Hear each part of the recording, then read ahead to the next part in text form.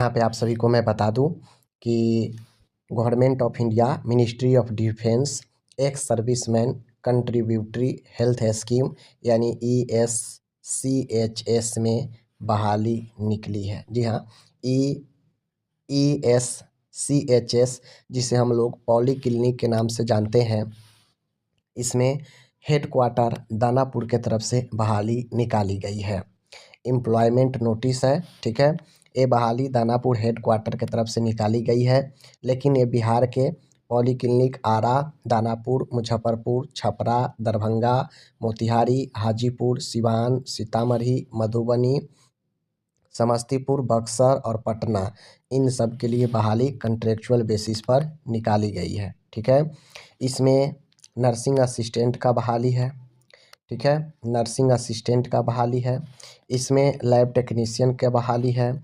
इसमें फार्मासिस्ट का बहाली है। इसमें फिजियोथेरेपिस्ट का बहाली है, ठीक है। इसमें आपका मेडिकल ऑफिसर का बहाली है, ठीक है। तो इन सारे चीज़ों को आप लोग जो है ध्यान करके रखेंगे, ओके। दूसरी चीज़ें मैं आप लोग को यहाँ पे बता दूँ कि बहाली नर्सिंग असिस्टेंट के साथ साथ यहाँ पे जो है डेंटल ऑफिसर का भी बहाली है, जिसमें BDS किए हैं तो आपको जॉब मिल सकता है, ठीक है।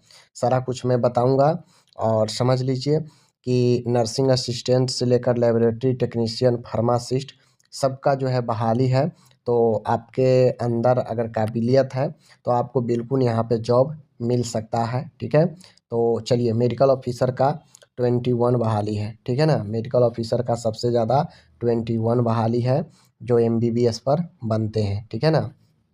महत्वपूर्ण चीज़ें हैं, समझ लीजिए। इसमें कुछ चीज़ें समझ लीजिए जो आपको समझना है।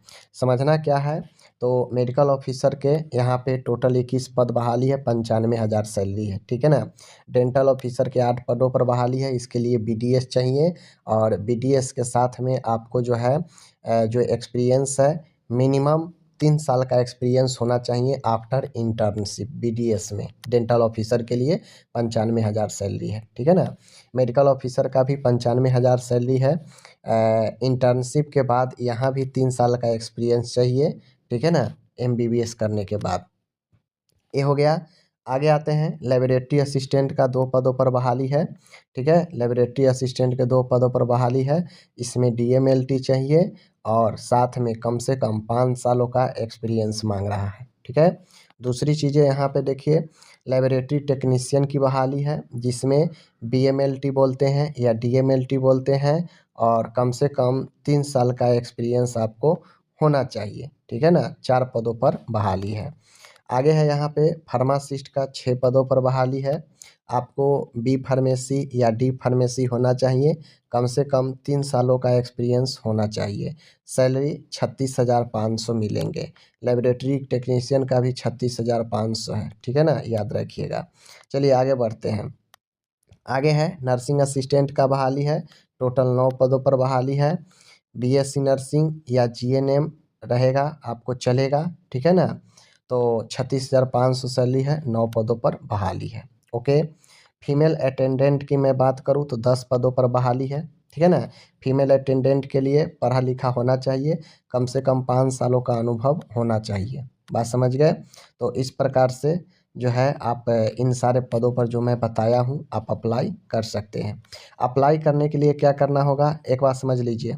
चूँकि ESCHS का बहाली है, एक्स सर्विसमैन जो होता है, तो इसमें एक्स सर्विसमैन को ज़्यादा जो है आपको प्रेफरेंस मिलता है, ज़्यादा जो है रिजर्व रहता है सीटें। तो समझ लीजिए, जैसे यहाँ पे मेडिकल ऑफिसर का 21 पद है, तो 21 में से एक सर्विसमैन के लिए 60% पद जो है आपको 60%, 21 का जितना भी 60% होगा वो 60% पर सिर्फ और सिर्फ एक सर्विसमैन को लिया जाएगा और 21 में से 40% सीटें सिविलियन के लिए है, जनरल कैटेगरी के लिए है जो अप्लाई करेंगे, ठीक है।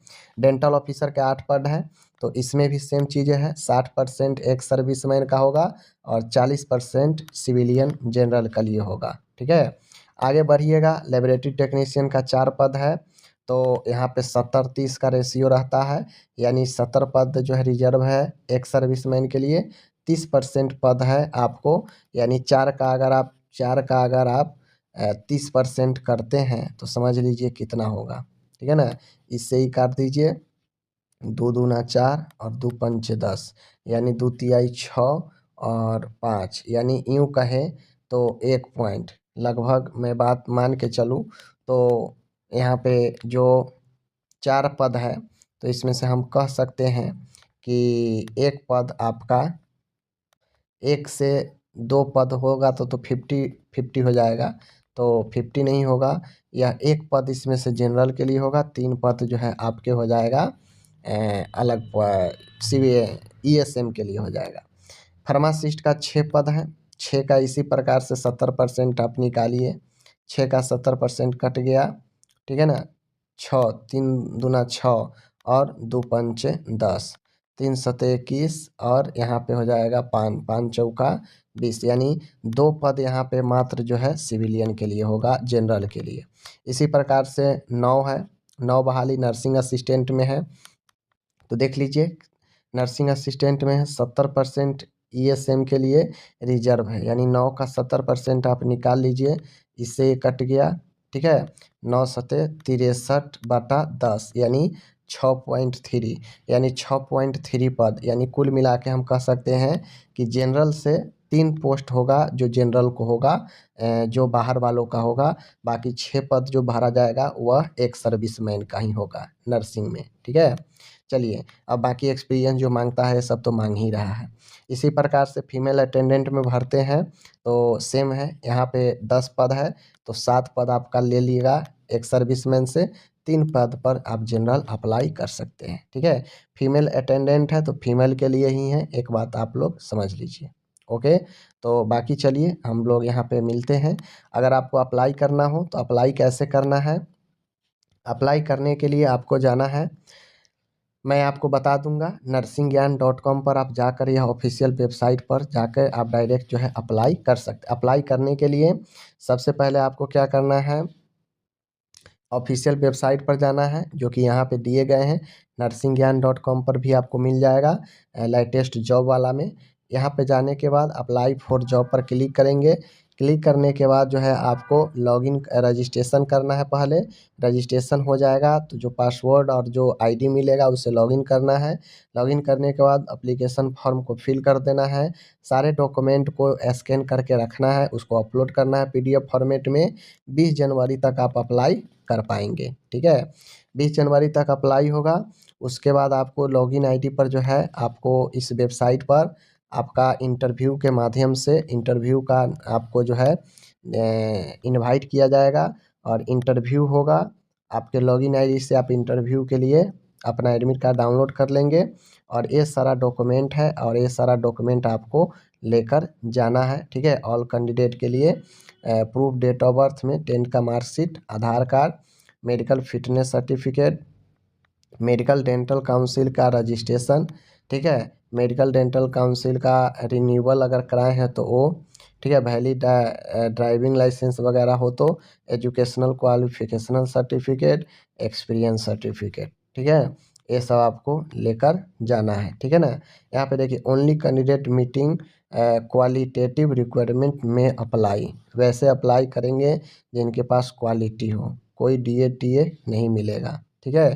Please bring 1 set of self attested copy of all document and 1 passport size colour photograph at the time of interview, ठीक है ना। तो इन सब चीज़ों को आपको ध्यान करके रखना है, बात समझ गए। तो अगर आप अप्लाई करना चाहते हैं तो वेबसाइट पर जाके रजिस्टर कर लीजिए, अप्लाई कर दीजिए और आपको इंटरव्यू 20 तक अप्लाई कर सकते हैं। बिहार में जॉब है तो सीटें तो ठीक ठाक दिया गया है, लेकिन यहाँ पे ईएसएम एक सर्विसमैन का सीट ज़्यादा होता है इसमें, इसलिए सभी में 2-2 3-3 पोस्ट ही हैं फ्रेशर के लिए, बाहरी वालों के लिए। फिर भी आप अप्लाई कर सकते हैं। टोटल यहाँ पे देख लीजिए, टोटल 109 पदों पर बहाली है, तो आपको इसमें जो भी पद हो आप अप्लाई कर सकते हैं, ठीक है। बाकी मिलते हैं आपसे अगले वीडियो में, तब तक के लिए धन्यवाद।